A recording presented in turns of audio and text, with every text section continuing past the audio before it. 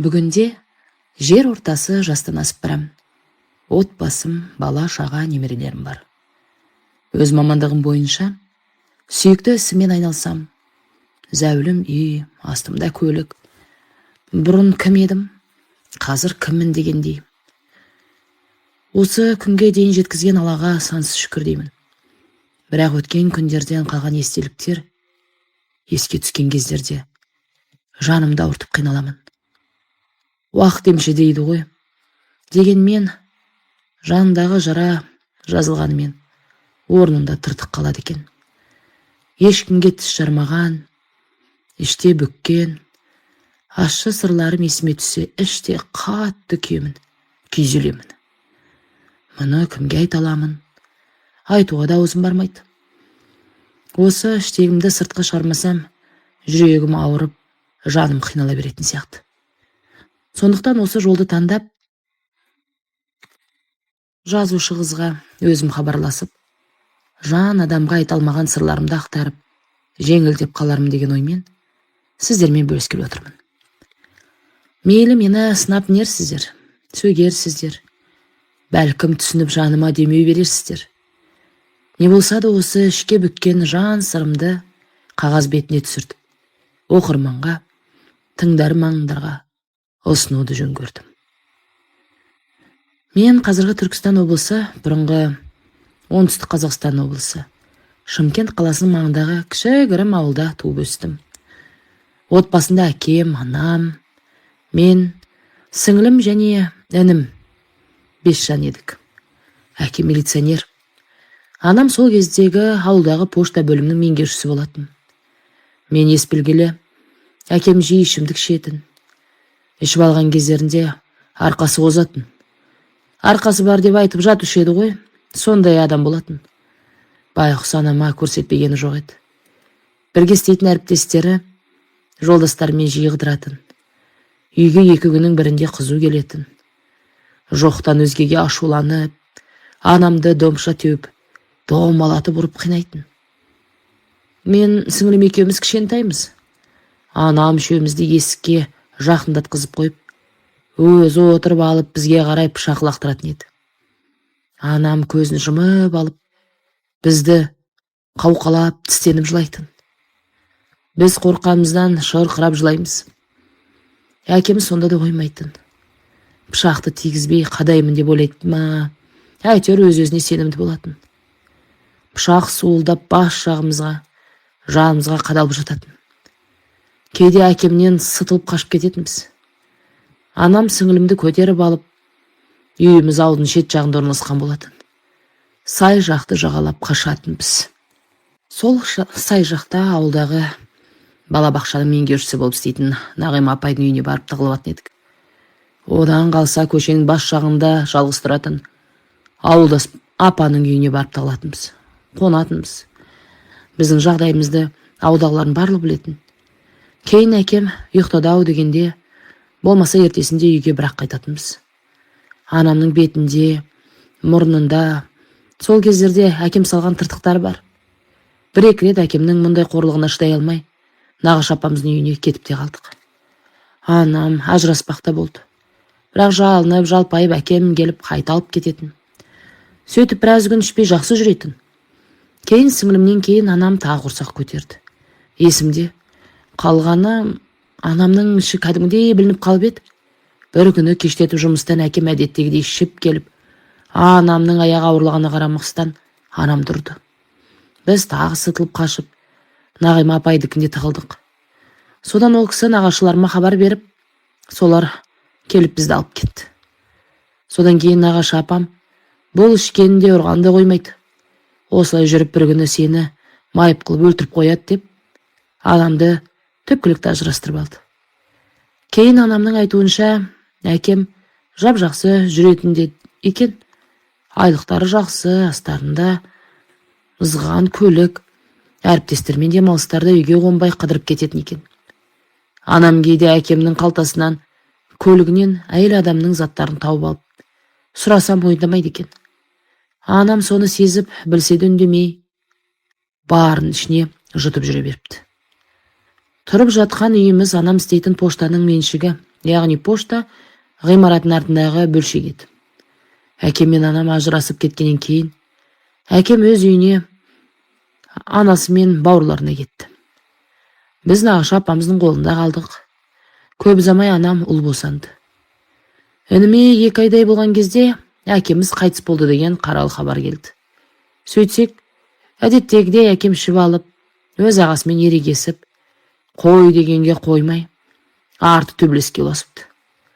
Сөйтіп ағасының 2 ұлы әкемізге қол көтердім деп, әкемізді аямай тепкілеп соққыға жыққан көрінеді. Содан көршілер араласып, жедел жәрдем шақырыпты. Әкемнің төменгі еркектік мүшесі жағына қатты зақым келіп, қан сырап, жолда кетіп бара жатқанда, ауруханаға жетпей қайтыс болыпты. Осылай әкем 30 жасында өмірден озды.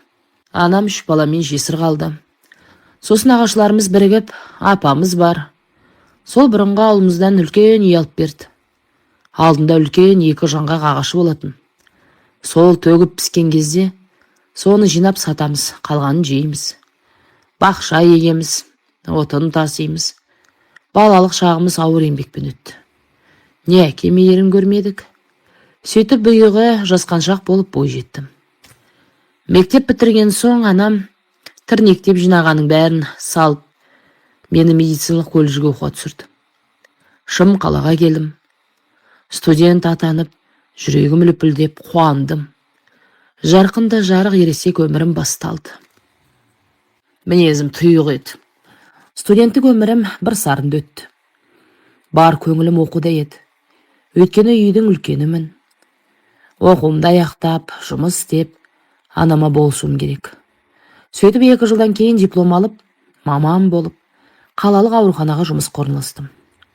Айлығымды жинап, ауылдағы үйді сатып, Шымкентке жақын нағашы жұртымыздың жанынан үй алдық. Анам сауда сатықпен айналыса бастады. Сөйтіп жүріп өзі қатарлас бір кісімен көңіл жарастырып, қазақша неке қиғызып тұрып жатты. Дегенмен ол кісі бізге бөтен еді. Жақын тартып ауыр басып кете алмадық. Сіңілім бой жетіп, әнім ер жете бастады.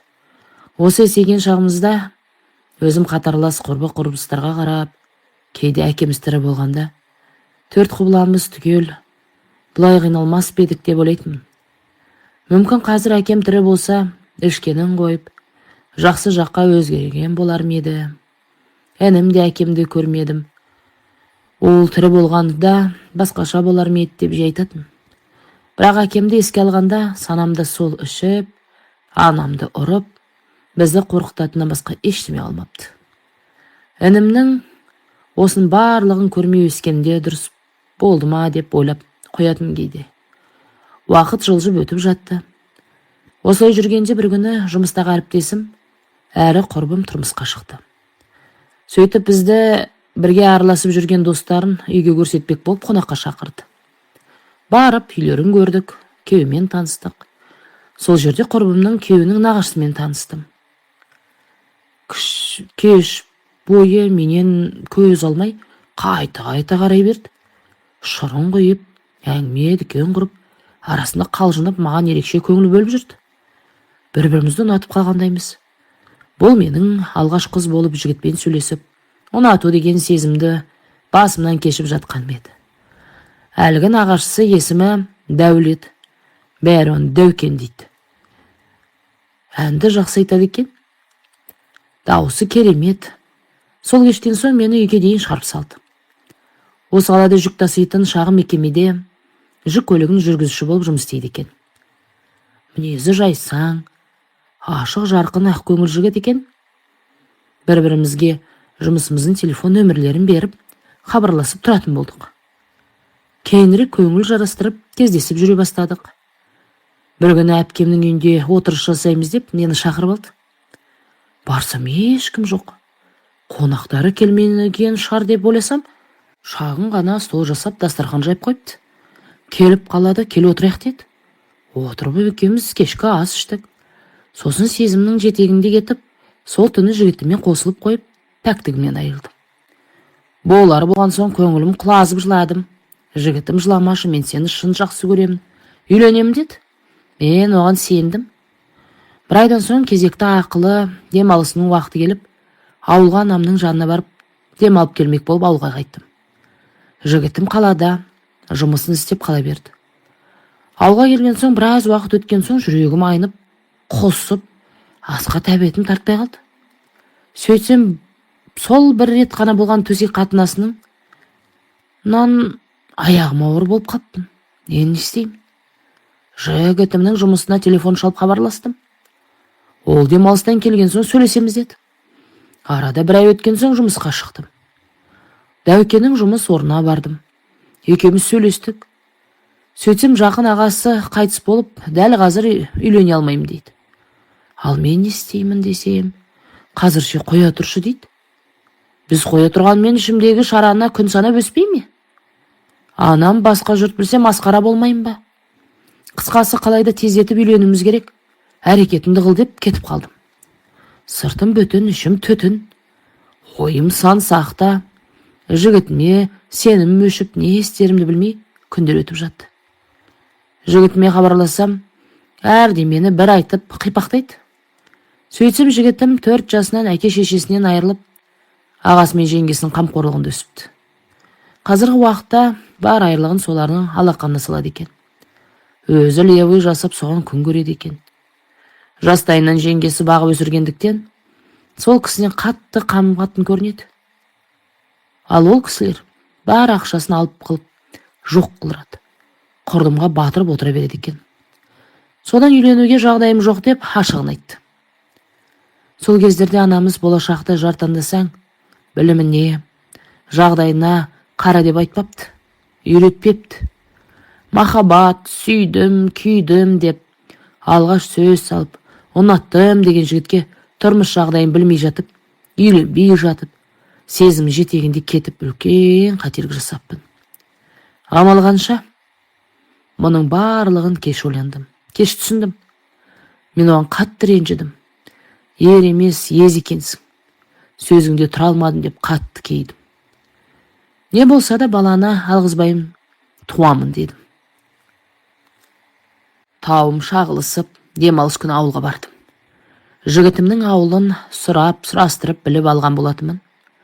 Бар ар-ұятты белгі түйіп, ауылына аға жеңгесіне бардым. Мән жайды түсіндірдім. Сөйтсем, жеңгесі, көріп тұрсың, шитте 5 бала шағамыз бар, жағдайымыз мәз емес. Дәл қазір Дәукенді үйлендіре қоятындай жағдайымыз жоқ деді. Шынымен ол кезде кеңес одағы дырап, Қазақстан егемендік алып, ел жағдайын қиын, тұрақсыз уақыт болатын ол кезде. Тағы тауым шағылып, көңілім құлазып үйге қайттым. Ертесіне менің барғанымды естіген ау жігітім хабарласты. Жақында үйленемін, әрекетімді жасап жатырмын. 2 қой алдым бүгін. Бірін өлтірге, бірін беташарға соямын. Кешке үйіңе келейін, анаңмен танысайын дейді. Қуанып кеттім. Кешке келіп анаммен танысып, үйленгісі келетінін айтып, алдынан өтті. Менің қуанышымда шек жоқ, көңілім орнына түсті. Қалаға қайтып жұмысымды істеп жүре бердім. Жігітімді көріп тұрамын. Ол шамалы қаражат жинап алайын деп үйленуге дайындалып жүр. Осылай жүргенде аяғым ауырлағанына 5 ай болып қалды. Кезекті демалыс күні ауылға барғанымда, анам кешке моншаға барып келейік деді. Мен бармайым десем де, қоймай ертіп барды. Амалым жоқ, бардым. Ішке кіріп шешінген соң, ішімді көріп анамның аузы аңқиып қалды. Өзім арық болғандықтан кең шалбар, көйлек киіп жүретмін. Ішімде қатты үлкен емес еді, білінбейді. Содан жуынбастан жанымды шығарып ұрысып үйге алып келді. Өгей әкемізге айтып, екеуі ақылдасып, ертесінде мені көлікке отырғызып алып, көрші ауылға жігітімнің үйіне бардық.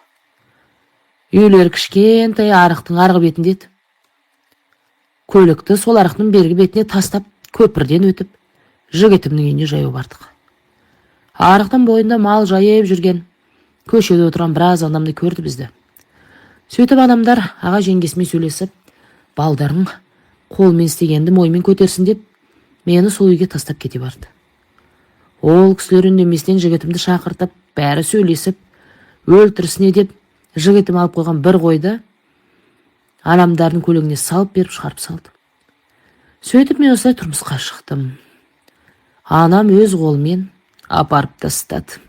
Сөйтіп анамдар кеткен соң жігітім жақ ертесінде беташар жасауға дайындық жасады. Мен отырмын жылап сықтап қарбет болдым. Жігітім анамның алдынан өтіп еді ғой. Сәл шыдаса алып кетер еді. Бұлай әкеліп тастағанша аяғым ауыр болса да, жігітімнің өзі алып келген дұрыс еді деймін. Сонымен отбасылық өмірім басталды.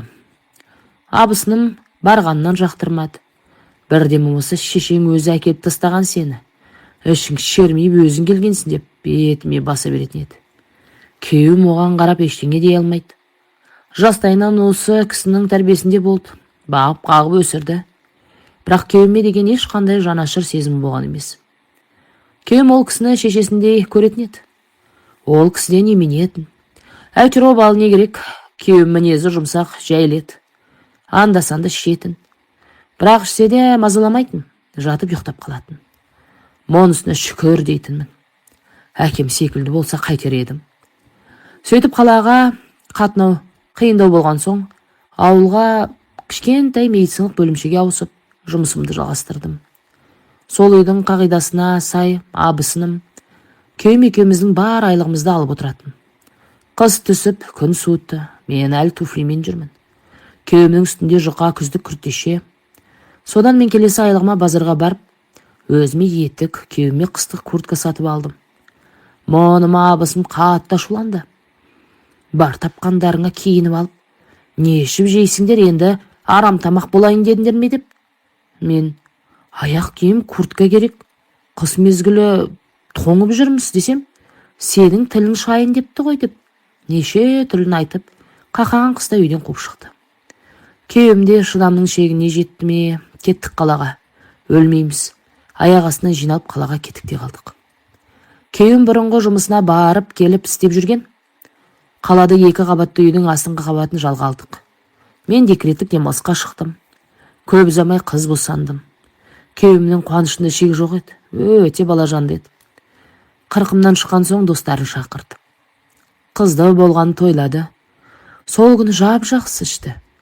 Таң қылаң бере барлығы тарқады. Қонақтар кеткен соң қызым жылап жатыр екен. Жаныма келіп қызымды емізіп отырғам. Күйеуім келіп қарады да мені жуынатын бөлмеге барып келейін деді. Мен жақсы деп отыра бердім. Бірақ жуынатын бөлменің есігі ашылып жабылғанда шиқылдайтын.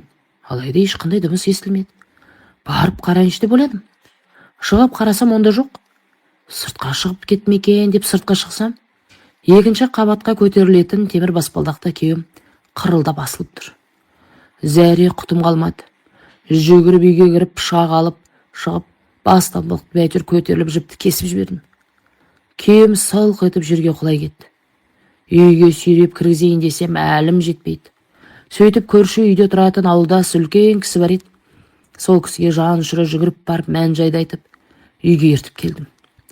Көршіміз кешегі тойлағандары жаман еді, қайта магазинге жүріп ара қалып, соңы тыныш тарқаса деп едім деп, келе сала дәукенді екеулеп демеп үйге кіргіздік.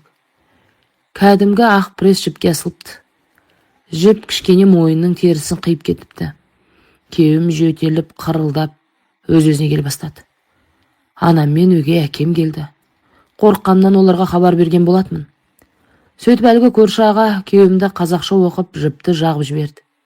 Күйеуім бір ажалдан қалды. Кейін неге бұлай істедің десем, өзі де білмейді неге екен. Сөйтіп бұл жайлы ешкімге тіс жармадық. Жабулы қазан, жабулы күйінде қалды. Күйеуіммен болған жағдайдан соң жұмыста қысқарту болып, дәукен жұмыссыз қалды. Сөйтіп елге қайтамыз, ауылға барып тұрамыз деп қайта ауылға көштік. Бірақ аға жеңгесіне бармай ауылдан бір емші кісінің үйінің алдындағы 2 бөлмелі времянкасын жалға алып тұра бастадық. Мен декреттік демалыстамын. Күйеуім көрінген жұмысты істеп жүрді. Ауылда жұмыссыздар көп, қатарластарымен жиі ішетін болды. Далбаласап кей күндері маған кет дейтін. Бірде аш, бірде тоқпыз. Осылай жүргенде екіншіме аяғым ауырлады. Бір күні сыртқа шықсам, қызымды тосатын горшогында бір шүберек байлаулы тұр. Бұл не тағы деп ойлап тастадым. Қайта айналып тағы қарасам, әлгі шүберек тағы байланып тұр. Сосын алып тастап терезеден горшокты аңдыдым. Сөйтсем әлгі шүберекті сол үйдегі емшінің әйелі екен байлап қоятын. Ауылдағылардан естіген болатынмын. Бұл кісінің әйелі сондай ырымшыл екен. Бір қолы істемейтін еді. Салбырап жүретін.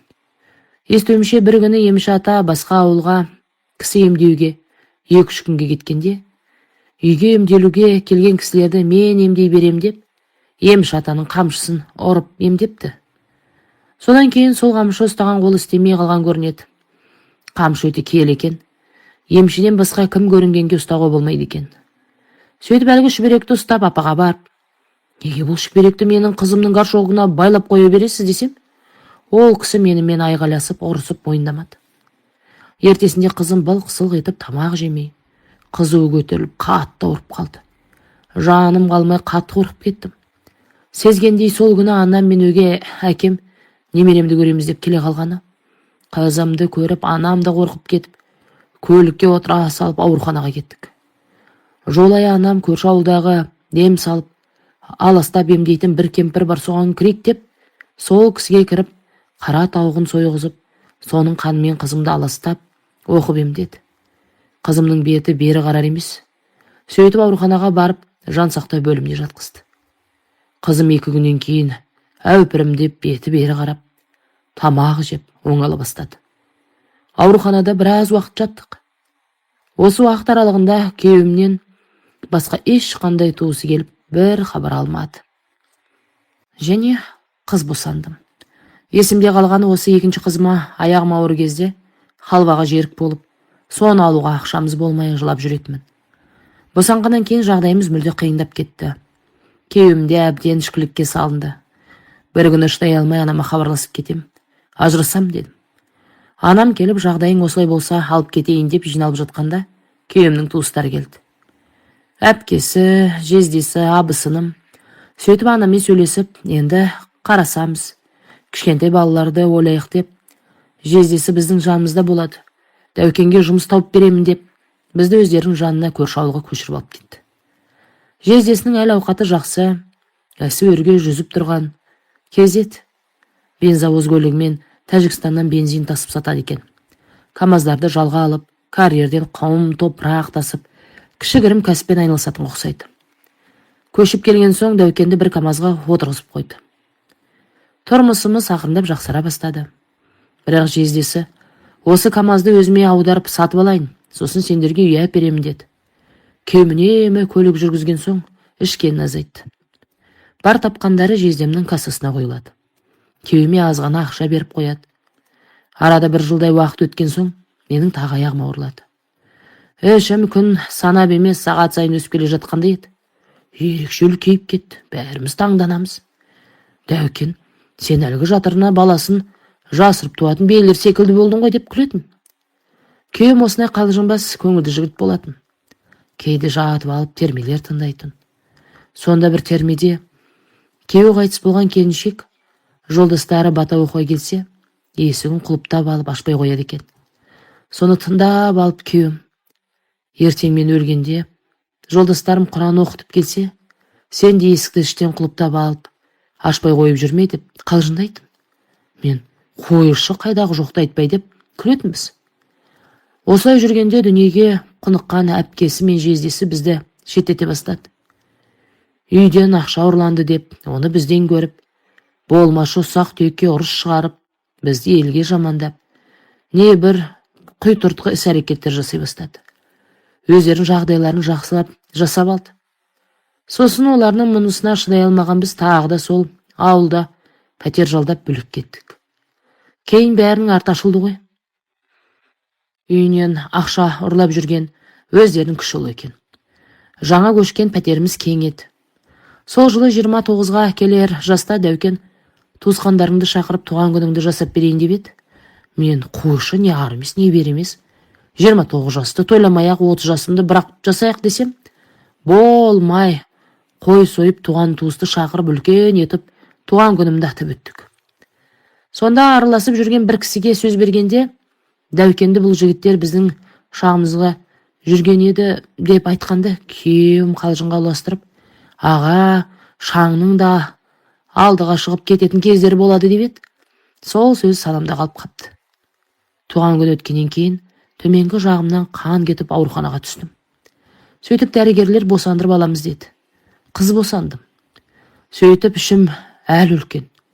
Акушер послерод шығады деп күтіп отыр. Шыға қоймаған соң қолын салып еді, шошып кетті. Ой, бұл мында екіншісі де бар екен ғой деп, оны да босандырып алды. Сөйтсек егіз екен, ұл мен қыз. Оларды көріп қуандым ба? Толқып бірден қан қысым көтеріліп кетті. Дәрігерлер дәрі егіп мені ары қарай бөлек алып кетті. Өз-өзіме келе алмай қанша уақыт жатқан білмеймін. Ертесіне бірақ ояндым. Қарасам орнымнан тұра алмаймын, жүре алмаймын. Мен Бекені шақырттым. Сөйтсем дәрігер келіп маған, Бекен болыңыз. Егіздеріңіз шетінеп кетті дейді. Бұл қалай болғаны деп басым дыңғылдап, көз алдым тұмандана бастады. Екеуі де дауыстар шығып, кәдімгідей жылап толып еді ғой деймін. 7 айдың жүзін көріп қалған балалар. Ой бұ деп, ішім ашып жүрегім ауырды. Дүние есігін аша сала, көрер күндері болған ма деп, Аллам бұл балаларының қызығын көруді жазбады ма сонда деп өксіп жыладым. Іште қатты уайым қайға салындым. Кейін өз-өзіме келіп, жүре бастағаннан кейін, сол жердегі жандағы әйелдер, балаларыңыз тірі туылған екен, сондағы дәрігерлердің салғырттығынан балаларының бетін жауып, бытовой бөлмеге қоя салыпты деп естідім. Өзімде жуас едім ғой, жолынып тұрған жоқпын. Оны даулап айғай шу шығармаппын. Не қайын жұртымнан ешкім келіп араласпады. Алланың ісі ғой деп қоя салды. Сол күйі жабулы қазан жабулы күйінде қалып қойды. Кейін ауруханадан шығып, үйге келген соң, азан шақырып балаларға сағындық, сағыныш деп ат қойып, жер қойнына тапсырар алдында. Шомылдырайық деп орап қойған салафанды ашсақ, әппақ балпанақтай ұлым мен қызым, періште сынды томпиып ұйықтап жатқандай. Оларды көргенде ішім удай ашығандай. Екі көкірегім ісіп, қызуым көтеріліп, қатты ауырып қалдым. Сол кезде ақша беріп, балалардың аузына тамақ тамызып, жақсылап қарағанда тір қалып жетілер ме еді? Ол кездерде УЗИ де болмады ма? УЗИге де түспеппін. Тіпті өз дәрігерімде егіз екен білмеді. Осындай балаларға арналған арнайы инкубатор да болмапты. Әрі сол кездегі дәрігерлердің салғырттығынданым ба, соның барлығы есіме түссе жыным шығып, жаным қиналып, жүрегім ауырып кетеді. Сөйтіп балаларымды жерледік. Келген кісілер мына екі қыздарың аман болсын. Жассыңдар ғой, әлақ арттарыңнан іні, сіңлілер ереді жатар деп жұбатып жатты. Осылай қайғыдан қан жұтып, көңілсіз күрең күндеріміз өтіп жатты. Күйеуім сол баяғы карьерде құмтас тасып жұмыс істеп жүрді. Бір күні күйеуім түнде келмеді. Таң атты әлі жоқ. Мен жездесіне хабарластым, ол да білмейді екен. Мен ішіп камазын соғып па, бұзып па қойып, соны айта алмай қашқақтап жүрме екен деп ойладым. Сөйтсем сол карьердің басында тұратын күзетшінің будкасынан түнде өрт шығыпты. Ішінде күйеуім мен күзетші болған екен. Екеуі біраз ішкен көрінеді. Сөйтіп өрт шыққанда екеуі шыға алмай, тірідей өртеніп кетіпті. Осылай хабар келгенде мен қатты есеңгіреп талып қалдым. Сене алмадым. Мүмкін анамдікіне кеткен болар деп далбаласылап, әлде мені бір ойладым. Бір кезде анам алыстан дауыс салып жылап келе жатқанда ғана, есіл ерім кеткен екен ғой деп соңғы үмітім үзілді. Желкесінен басқа бүкіл денесі күйіп кеткен күйеуімді алып келді үйге. Бет жүзін көре алмадым. Жезден бәрібір күйіп жанып кеткен, көрінетін жерде жоқ. Одан да бетін ашпай қой деп, жылай-жылай күйеуімді жер ананың қойына тапсырдық. 31 жасы еніне жеткенде, жан-жарым қош демей, мәңгілік тыныштыққа кете барды. Сол күннің ертесінде бір қайным миына қан құйылып кетіп, ауруханада олы көз жұмды. Әулетіміз қара жамылып қатты қайғырдық. Күйеуімнің жетісі өтті. Әр бейсенбісіне әйтеуір далбасалап күріш басамын, картоп қуырамын. Бастысы дәукеніме арнап құран бағыштап еді. Екінші бейсенбісін жасап жатқанда қайын әпкем келіп, сен қатын өзім білдіге санап, ақылдаспай інімнің әр бейсенбілігін өзің өткізе бересің бе, деді. Мен іштей қатты ашуланып, Құранға келді ме жоқ, менімен ұрсуға келді ме деп білмеймін. Сосын мен, жағдайымды беске білесіз, өздеріңіз не істеп жатсыздар? Жағдайың қалай деп сұрамаған соң, тапқамды қойып білгенімді жасап жатырмын да, дедім. Өзім күйеуімнің қазасынан кейін есімді жия алмай, қайғыдан қан жұтып жүрсем, қайын жұртым әрдемені айтып, менімен дауласып ұрсып жүр. Күйеуімнің қырқы өткен соң, ана мұнда қалып не істейсің? Не үйің жоқ, сен алып кетейін. Мен не жесем соны жеп, не ішсем соны ішіп, жанымда боласың, деді. Сөйтіп күйеуімнің жездесіне айтып, бар затымды жинап, КамАЗын күтіп отырғанбыз. Түс болып барады. Келмей кеткен соң өзім карьерге бардым. Барсам үлкен баласам, КамАЗын айдап, беймарал тасын тасып жүр. Әй, Баука, біз осы көлікті күтіп отырмыз ғой, неге келшігіп кеттіңдер десем, әкем маған онда ештеме айтқан жоқ, дейді. Мен ашуланып жүр, менімен осы соңғы рет көшіріп апарып тастасаңдар, онан кейін мені іздемей ақ қойыңдар деп, КамАЗына отырып үйге алып келдім. Жолымды теткізіп, төркіме көшіп келдім. Келген соң Баукаға, мә, бензиніңе деп 2000 теңге бердім. Жоқ, жеңге, керек емес деп, айтар ма екен десем, олай демеді. Ақшаны алып, сау боп тұрыңыздар деп, көлігіне отырып қайтып кетті. Қайын жұртымнан қатты көңілім қалды. Сөйтіп 29 жасымда күйеуімнен айырылып, жесір атанып, 2 қызымен төркініме қайтып келдім. Төркініме келген соң анама, мен пәтер жалдап өз алдыма тұрайын дедім. Өйткені өгей әкем бар. Сіңілім оқу бітіріп тұрмысқа шығып кеткен еді. Бірақ енесімен дұрыс болмаған соң анам сол ауылдан 2-ші үй алып қойған екен. Сол үйде күйеуімен тұрып жатты. Інім үйленген, оның да бала шағасы бар. Анамдармен бірге тұрады. Бала болған соң менің қыздармен ұрысып, кейде келіспей қалар.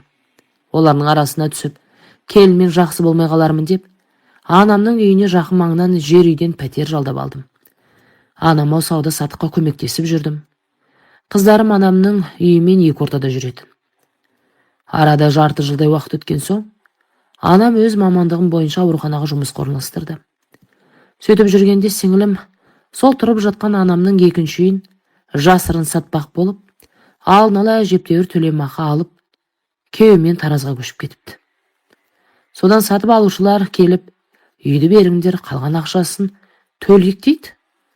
Сосын мен ойлана келе анама айттым, мама, сол үйіңізді маған беріңізші. Мен үйсіз күйсіз пәтерден пәтерде жүрмін ғой, өйстіп жүре беремін бе? Қыздарымды өсіп қалды. Бір жерде өз үйім болып тұрақтап тұрайын дедім. Анам жарты ақшасын тауып берді. Ал мен сол кезде балаларыма асыраушысы жоқ деген жәрдемақыға құжат тапсырып қойып едім. Сол ақшам жиналып түскен екен, айлығым бар. Соның барлығын қосып, үйді сатып алушылардың ақшасын қайтарып беріпте, анам ол үйді маған дарсыны қылып жазып берді. Сөйтіп үйлі болып қыздарымен көшіп алдым. Үйге кіріп алған соң анам бір мал сойып, қан шығарып, Құран оқытып, үй тойын жасайық деді. Бұрынғы қайын жұртыңды да шақырайық, қашанға араласпай жүресіңдер деп менің қарсылығыма қарамай, той жасап, қайын жұртымды шақырды. Туған туыс барлығы да келді. Жақсы тілегін тілеп, ізгі ниетпен келгені бар. Одан қалса осы жесір қандай үй алыпты деп, жай қызығушылық танытып келгені бар. Бәрі ішіп жеп, той тарқар кезде бір топ адам болып, қайын жұртым келді. Анам мен інім оларды күтіп бәйек болып жатса, қайын әпкем тұрып анама сөйлеп жатыр. Кезінде біздің рұқсатымызсыз қызыңызды алып кеттіңіз. Кеткелі бір хабарласпады. Інімнің көзі болған қыздарды бір ертіп келіп көрсетпеді. Үй аламын десе, еңкілдеп тұрып жыладым. Жаңағы құданың іс-әрекеті қатты намысыма тиді. Бұл не қылығы? Қорғаны жоқ жесір деп басынғаны ма? Масқара. Мұны кімге айталам? Анама айтсам, үлкен дау жанжал болады. Екі елдің арасына сызат түседі. Оның үстіне ел не дейді? Тана көзін сүзбесе, бұқа жібін үзбейді дегендей, мені кінәлап, өсектейтін шығар деп ешкімге тіс жарып айта алмадым. Осы жағдайдан кейін қатты ауыра бастадым. Белдерім сырқырап, етеккірім бір келіп, бір келмей, денем бір ысып, бір суыт. Өзім жұмыс істейтін ауруханадағы әйелдер дәрігерлеріне көрініп едім. Дәрігер: гармондар ойнап жатыр ғой, әлі жассыз, тұрмысқа шығыңыз, сізге еркек керек дейді. Содан ойлана келе, осында келгелі қырындап сөз салып жүрген ескі бір танысым бар еді. Денсаулығым үшін сонымен анда-санда кездесіп жүре бастадым.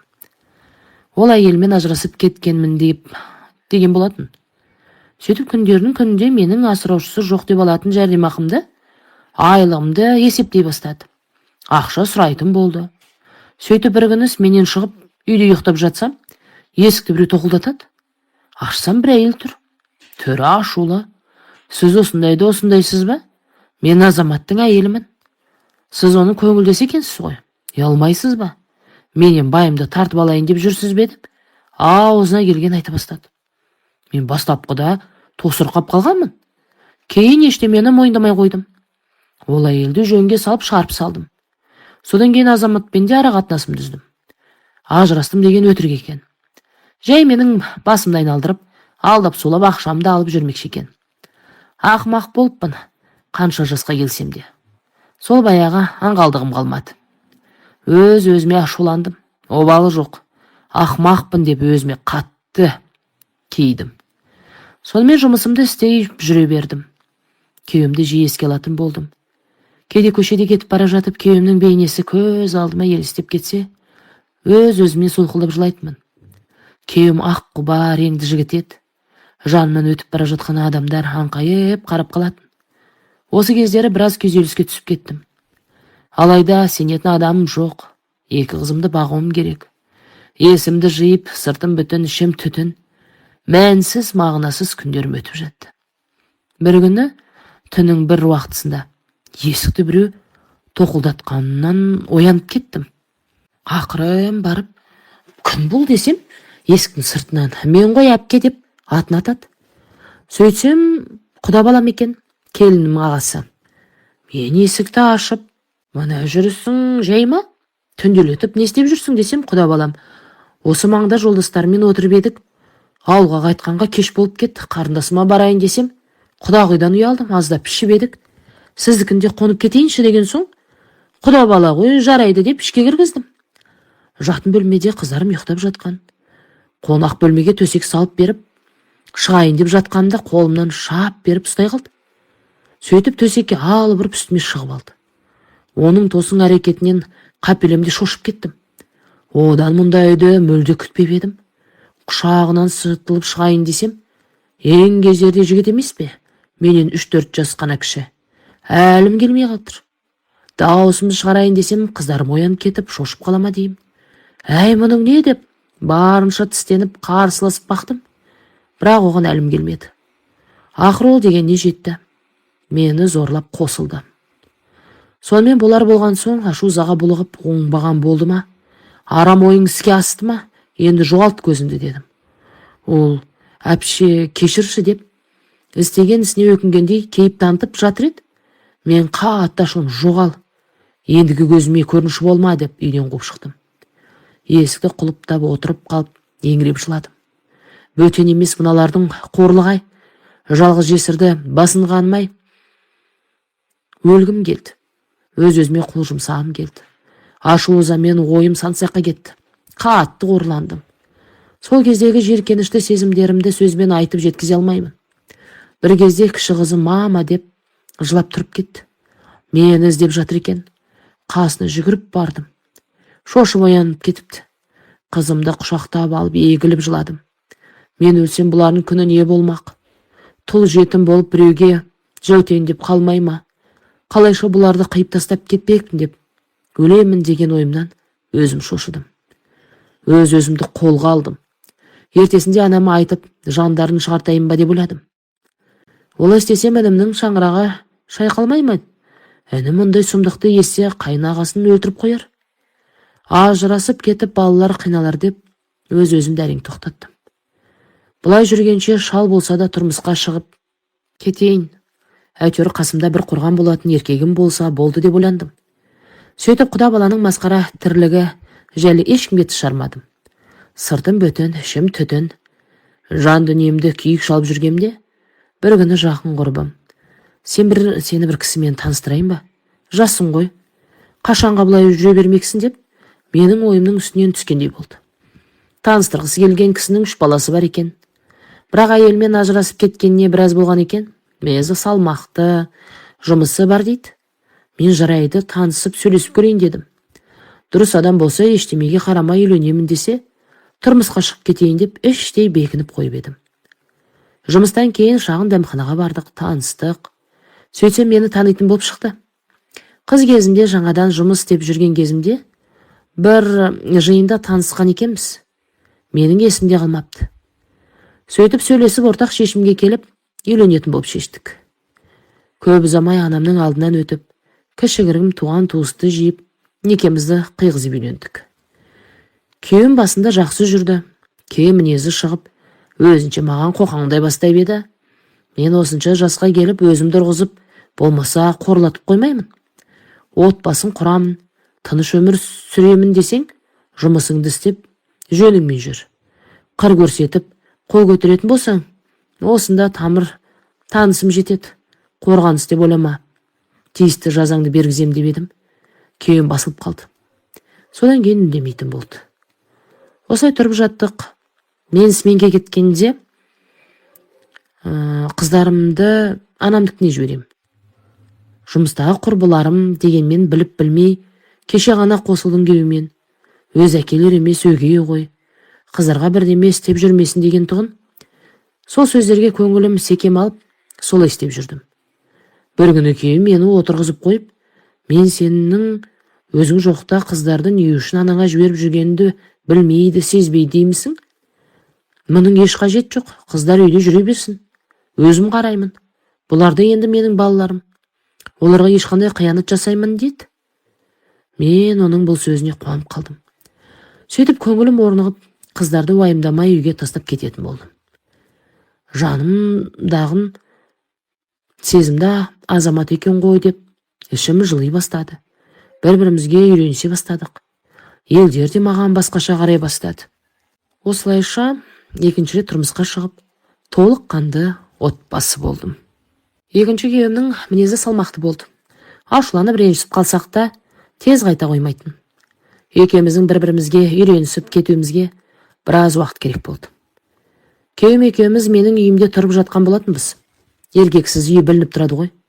Үйленгеннен кейін үйге жаңа жөндеу жұмысын жүргіздік. Күйеуім жан-жағын тазалап, қоршап, әдемі дарбаза қойып, навес жасатып қойды. Үйге су тартқызып, бар жағдайымды жасады. Бау-бақша екті, гүлдер отырғызып, үйіміз жап-жаңа болып жайнап шыға келді. Өз айтқандай қыздарымызды өз баласындай бауырына басты. Қыздарым да оны жақсы көріп, әке деп айтатын болды. Менен бос уақытымда анама саудаға көмектесіп жүретінмін. Үлкен базар анамның үйіне жақын еді. Бір күні базар тарқаған соң, тауарды жинап, інімнің баласы екеуміз тәшкеге салып үйге қайтып келе жатқанбыз. Тәшке әжептер ауыр еді. Оны екеуміз әрең итеріп келе жатыр едік. Артымыздан бір жеңіл көлік келе жатыр екен. Жанымыздан өте бере қатты сигнал берді. Қарасам, баяғы құдашам, әрі құрбым еді. Осы екінші күйеуіммен сол таныстырған болатын.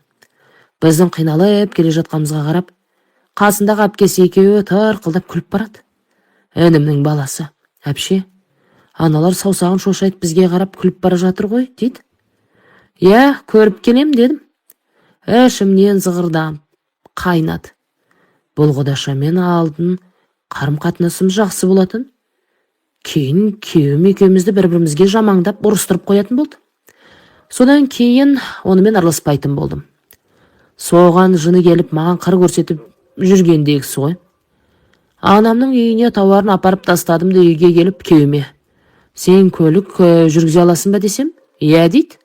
Олай болса көлік аламыз. Ары-бері шықсақ та, қыздармен жаяу жол жүру қиын. Әлгі бір туысымыздың баласы көлік әкеліп сатып жүрген. Соған хабарласып, бар, жиған ақшамызды беріп, көлік сатып алдық. Сөйтіп көлікті болдық. Арада біраз уақыт өткен соң аяғым ауыр болды. Бірақ сол кезде барлығымыз қызылшаға қарсы екпе еккізген болматынбыз. Әйелдер дәрігеріне қаралып едім. Екпеккенен кейін көтерсеңіз бала дұрыс жетілмей қалу мүмкін. Тіпті дімкәс, мүгедек болып қалуы да мүмкін деді. Сосын көп ойланып, жасанды түсік жасаттым. Әттең осы баланы туып алсам деп едім. Оған дәрігерлер солай деген соң амал жоқ, мүгедек болып туылса, өзі де бізде қиналамыз ғой деп осындай қадамға бардым. Алла өзі кешірсін, күйеуім маған бала туып бермедің деп айтқан жоқ. Барлығына түсіністікпен қарады. Оның үстіне алынған некесінен ұлы да, қызы да бар. Хабарласып көрісіп тұрады. Ептеп ел қатарына қосыла бастадық. Бір басым екеуі болып иығымнан біраз жүк түскенде еді. Қасымда сенімді ер азаматым бар. Қорғаным, сүйенішім дегендей. Бұл жігітке тұрмысқа шыққанда жасым 35-те болатын. Қазір 50-ден асты.